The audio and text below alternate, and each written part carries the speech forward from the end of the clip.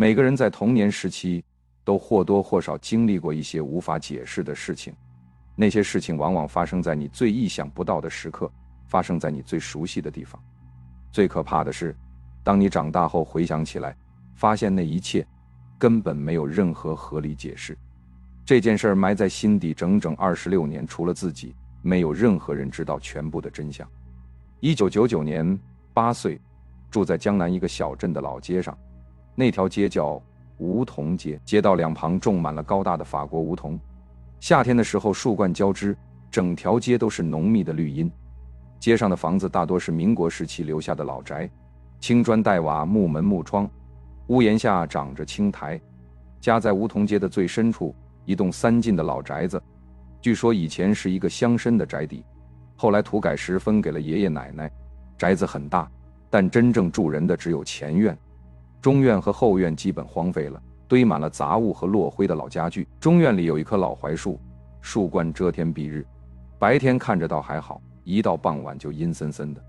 奶奶说那棵槐树比她嫁过来的时候还要老，少说有100多年了。小时候胆子不算小，但从来不敢一个人去后院，不为别的，就因为那条又长又黑的走廊。从中院到后院要经过一段大约10米长的过道，过道两侧没有窗户，白天也黑漆漆的，只有尽头那扇破木门漏进来一丝光。每次跑过去，总觉得身后有人跟着，回头看却什么都没有。但这不是要讲的故事，要讲的故事跟阁楼有关。家前院有2层，楼下是堂屋、厨房和爷爷奶奶的卧室，楼上是2间厢房，一间爸妈住，一间自己住。2楼上去还有一层阁楼，阁楼的入口在走廊尽头，天花板上开了一个4方形的洞口，平时用一块木板盖着，要上去得先搬一架竹梯子搭在洞口上，然后爬上去。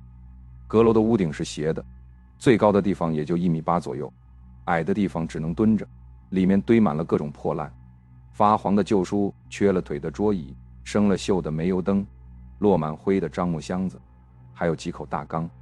小时候总觉得阁楼里藏着什么秘密，每次看到那个黑洞洞的入口就忍不住想象里面有什么，但从来不敢真的上去。因为奶奶说过一句话，阁楼上的东西没事别去翻，都是老物件，有些东西碰不得。问他什么东西碰不得，他没说，只是摇了摇头。那是1999年的夏天，雨水特别多，整个7月几乎没有几天是晴天，空气里始终弥漫着潮湿发霉的味道。记得很清楚，那天是7月14，在当地7月14是鬼节。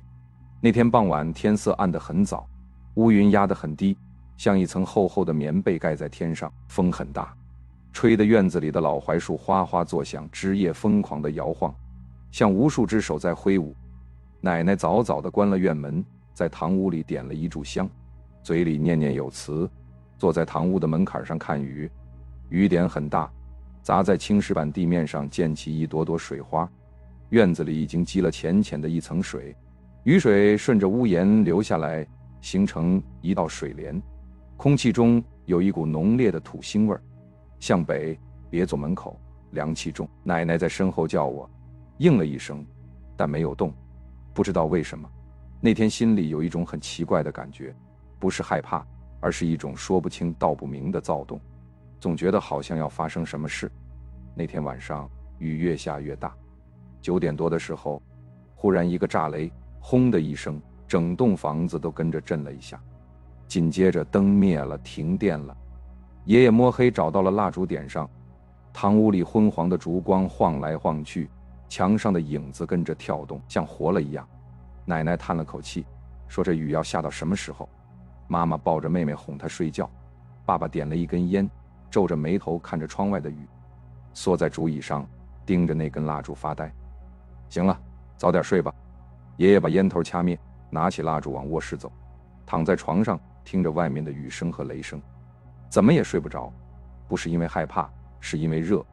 夏天的夜晚停电，房间里闷得像蒸笼，身上的汗黏糊糊的，翻来覆去都不舒服。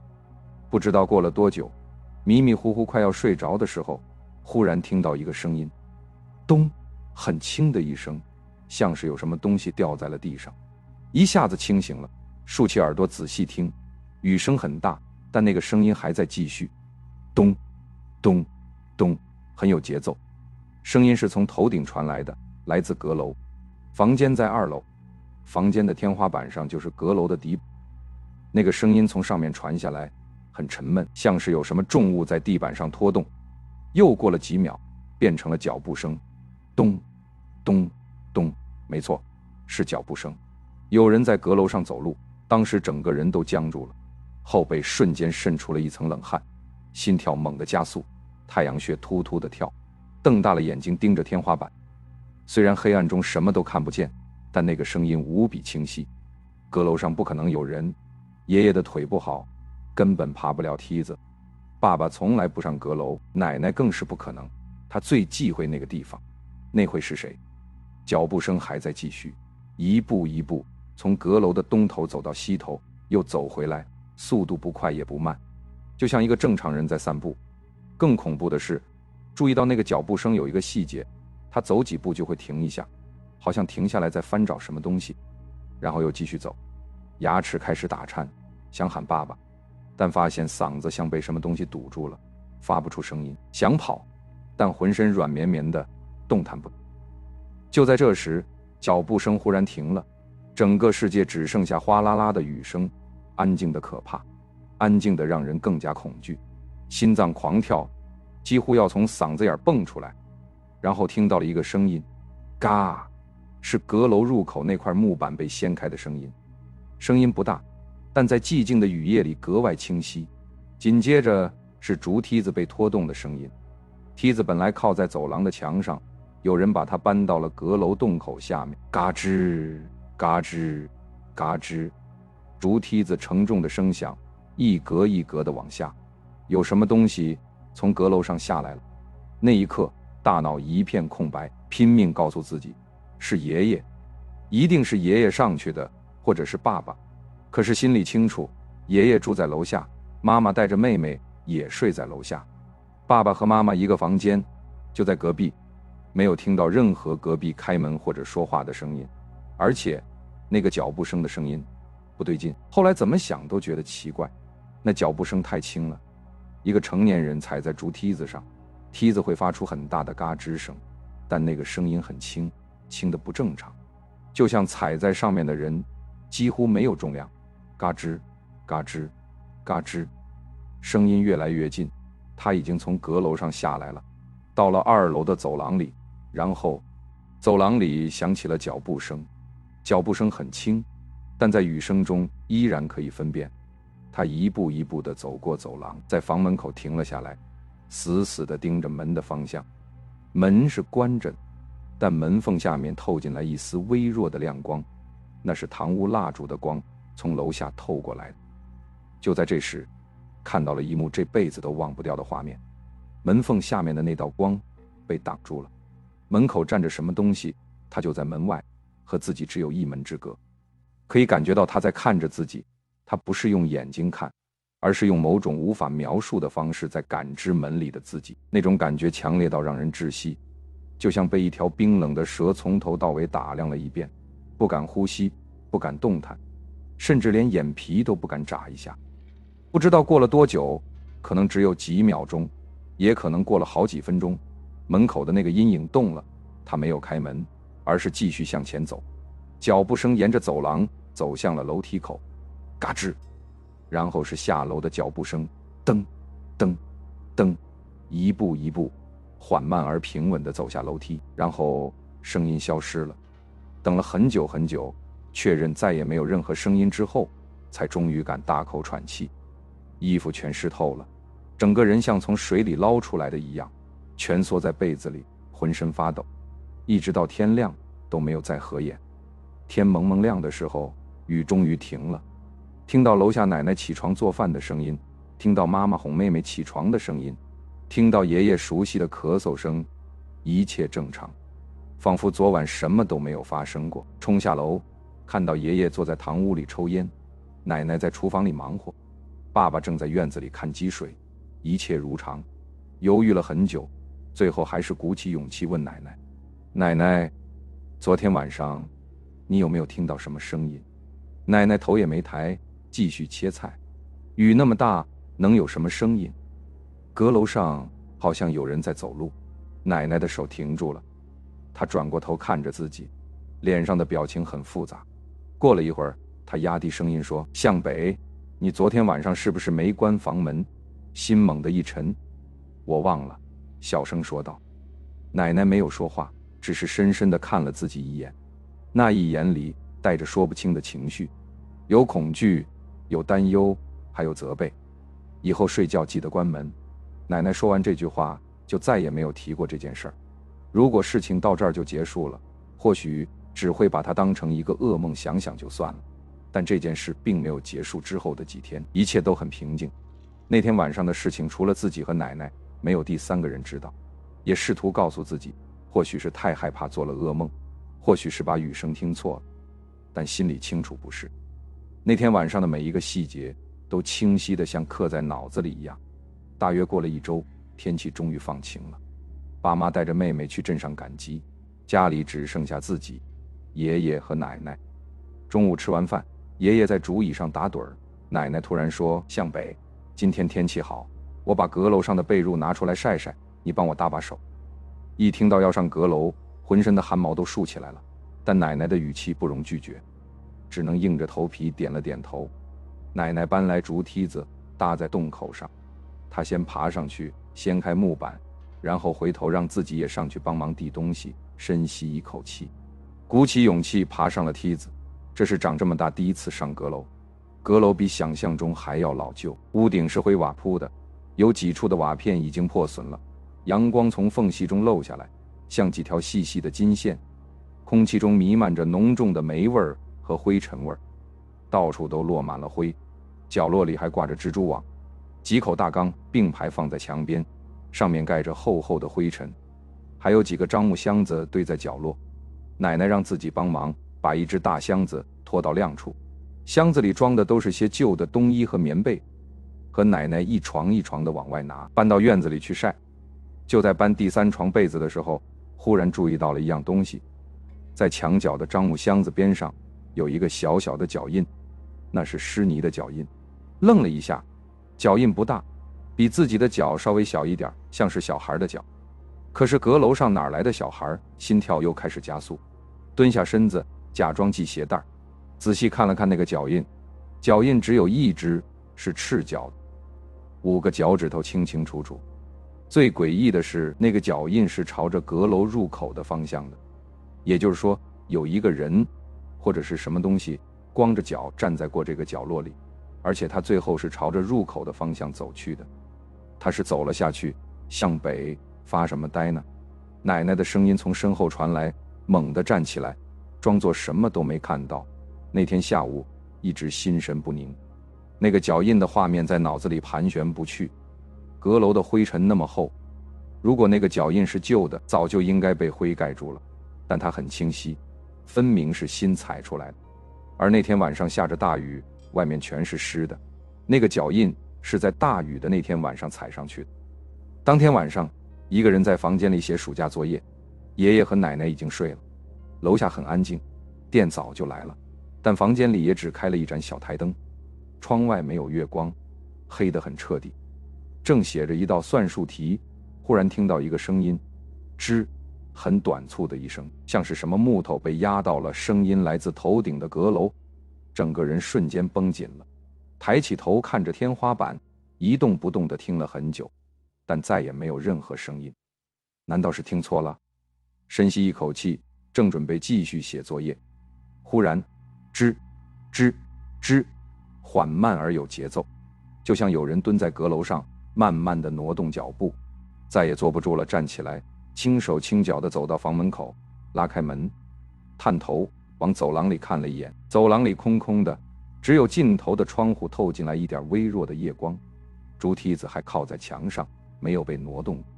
又听了一会儿，阁楼上的声音还在继续，没有停下的意思，想叫醒爷爷，但转念一想，爷爷腿不好，根本爬不了梯子，叫醒他也没用，只会让他担心。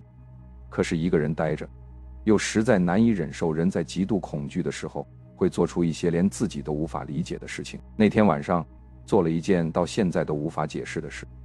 走到走廊里，走到了那把竹梯子前面。阁楼上的吱吱声还在继续。就在头顶上方，把手放在梯子上，竹子的冰凉透过手掌传遍全身，咬了咬牙，踩上了第一级梯子。嘎吱，梯子发出了一声轻响，停了一下，心跳得厉害。但阁楼上的声音没有停，于是继续往上爬。1级、2级、3级，头已经顶到了阁楼的木板，伸出手小心地把木板推开了一条缝，一股更浓重的霉味扑鼻而来。透过缝隙往里看，阁楼里很黑，但沿着屋顶破损处漏进来的微光，还是隐约能看清里面的轮廓。没有人，阁楼里什么都没有。屏住呼吸，把木板推得更开了些，把头探进去，左右看了看，确实什么都没有。那几口大缸还是原来的位置，樟木箱子也没有被挪动过的痕迹，而且那个吱吱声也消失了。正要松一口气，忽然注意到了一件事，那几口大缸中有一口的盖子是打开的。那口缸很大，大概到腰部那么高，缸身是暗褐色的，上面覆满了灰尘，但是原本应该盖在上面的木盖被掀到了一边，搁在地上。愣了一下，想看得更清楚一些。阁楼里太暗，根本看不清缸里有什么。原本想拿台灯上去，但是电线长度不够，只好拿了手电筒，再次爬上阁楼，打开手电，一圈刺眼的白光扫过阁楼的角落，然后看到了惊人的一幕。那口缸里铺着一床薄薄的旧棉被，棉被不是新的，但相对干净。在棉被的上面放着一个东西，那是一个小小的孩子枕头，枕头上还有一个凹陷，就像刚刚有人枕过，还留着余温。浑身的血一下子涌上了头顶，手脚冰凉，脑子里嗡嗡作响。那不是储藏杂物的缸，那是一张床。有人住在这里，或者更准确地说，有什么东西每天晚上睡在这口缸里。不知道自己是怎么从阁楼上爬下来的，只记得自己几乎是摔下来的，竹梯子差点翻倒，跌跌撞撞跑回房间，把门反锁，用被子蒙住头，浑身不停发抖。第二天就病倒了，连续3天高烧不退，烧得迷迷糊糊的，嘴里不停说胡话，隐约记得爷爷背着自己去了镇上的卫生院，打针吃药，都不见好转。妈妈急得直哭，奶奶坐在床边一言不发。第4天晚上，烧退了一点，人清醒了过来，外面又下起了雨，没有那天晚上的雨量大，但淅淅沥沥的，像是有人在屋顶上轻声哭泣。房间里只有奶奶一个人，她坐在床边，手里转着一串佛珠，嘴里低声念着什么。奶奶虚弱地叫了一声，奶奶停下念珠，低头看着自己。那天晚上阁楼上到底有什么？奶奶沉默了很久，窗外的雨声沙沙作响，台灯的光把她的影子投在墙上，忽明忽暗。最后她终于开口，她说的第一句话就让心底彻底沉了下去。你看到了，对不对？知道该怎么回答。奶奶继续说着，声音很轻，像是怕被什么人听到。那口缸里的东西你看到了，是不是？轻轻点了点头。奶奶长叹了一口气，那口气像是在心里憋了很多年。她摸了摸额头，缓缓说道，向北，你知道你爷爷的身世吗？被这个问题问懵了。爷爷就是爷爷，你爷爷上面还有一个哥哥。奶奶的声音沙哑而克制。她的母亲生了一对双胞胎，从来没有听说过这件事儿。双胞胎只活下来一个，心脏开始剧烈跳动。2个都是男孩，生下来的时候，一个白胖健康，一个瘦弱的像只小猫。瘦弱的那个只活了3天就夭折了，家里人把他包裹好，放在了那口缸里。呼吸变得急促起来。按照当地的规矩，夭折的孩子不能入祖坟，不能立碑。太奶奶舍不得，就把那口缸安置在了阁楼上。每年7月14都会悄悄烧纸上香。可是那个枕头，那床被子，奶奶的手紧紧攥住了佛珠。10年前你还没有出生的时候，有一天你爷爷上阁楼找东西，发现那口缸的盖子被打开了，里面放了新的被褥和枕头。从那以后，他就再也不肯上阁楼了。是谁放的？奶奶没有回答。太奶奶去世之后，每年7月14前后，那口缸里的被褥都会换新的，但阁楼的入口一直用木板封着，钥匙只有你爷爷一个人有。你说那天晚上听到了脚步声，奶奶的声音微微发抖。我没告诉你爷爷，也不想吓着你，但是向北那天晚上我也听到了，后背一阵发麻。我躺在床上，清清楚楚地听到有脚步声从我门口走过去。奶奶的眼神有些涣散，那脚步声很轻很小，像是个小孩子的脚步声，一步步走上了2楼。那一夜和奶奶相对无言，再也没有说过一句话。窗外只有连绵的雨声，整整下了一整夜。从那以后再也没有上过阁楼。第2年夏天，家里搬了新家，爸爸在镇上买了新房子，说老宅太过老旧，居住不便。搬家那天，站在梧桐街上，回头看了那栋老宅最后一眼。2楼的窗户敞开着，阳光洒落进去，看起来和普通旧房子别无二致，安静又平常。只有自己清楚，这老旧的墙壁和瓦片之间藏着不为人知的秘密。搬家之后，生活恢复了平静，渐渐长大，上学、工作、结婚，过上了安稳普通的生活。老宅后来转手卖给了别人，再也没有回去过。只是有些事，直到现在也想不明白。那个脚印，那个留有压痕的枕头，那床崭新的被褥，还有深夜诡异的脚步声。如果真的是那个夭折的孩子，他已经在阁楼上安稳待了几十年，为什么偏偏在那一年躁动不安？是自己一时好奇，打开阁楼入口，惊扰到他了吗？还是说他在刻意提醒我们什么？想起奶奶曾经说过的话，那年夏天，院子里的老槐树被雷劈断了半根枝丫，断枝落在屋顶，砸碎了好几片瓦片。阳光就是从那些破损的瓦缝里照进了昏暗的阁楼。也许是那天夜里的暴雨打湿了他的居所，也许他只是在寻找一处干爽的地方安睡，又或许种种猜测终究没有答案。有些事情想得太多，只会徒增恐惧。直到现在，每逢下雨的夜晚，独自躺在床上，还是会下意识竖起耳朵，静静聆听窗外的声响。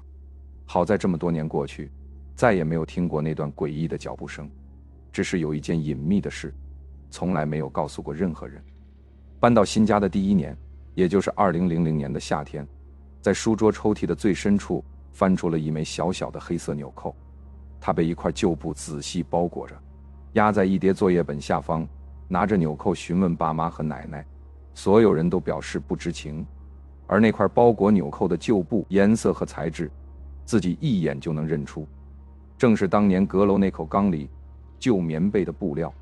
这枚黑色纽扣一直留存到现在，不知道该不该丢弃，也不知道该不该留存。窗外又下起了淅淅沥沥的雨，起身走到窗边，轻轻关上了窗户。7岁那年的夏天过后，自己养成了一个改不掉的习惯，睡前一定会仔细检查一遍房门，确认完全关好。2015年，奶奶离世，临终的那个下午，她清醒了片刻，把自己叫到病床前。彼时的她身形消瘦，骨肉嶙峋，唯有一双眼睛依旧清亮。她紧紧握着自己的手，气息微弱，吃力地开口：“向北阁楼的那件事儿，你从来没跟别人说过吧？”轻轻摇头，他像是松了一口长气。那就好，有些事情说出来反而不好。他沉默了片刻，忽然说出了一句让人至今毛骨悚然的话：“你太奶奶去世前的那天晚上，也跟我说过同样的话。”他说，当年在阁楼上放好被褥之后，他每天晚上都能感觉到有个孩子陪在身边，脊背瞬间一阵发凉。可是向北，奶奶紧紧盯着自己的眼睛，眼神复杂难辨。你太奶奶说过一句话，她放了被褥以后再也没有做过噩梦了。她说那是她的儿子回来陪她了。奶奶当晚就安详离世了。站在医院的走廊里，窗外城市灯火璀璨，车水马龙。回首26年前的那个雨夜，想起细碎的脚步声，想起缸中的小枕头，想起那枚清晰的赤脚脚印，那个在阁楼里飘荡了数十年的孩童，难道一直都在寻找自己的母亲？还是说，他只是在等一个愿意倾听他的人？始终没有答案。或许，永远都不会有答案。只是从那以后，自己再也不害怕下雨天了。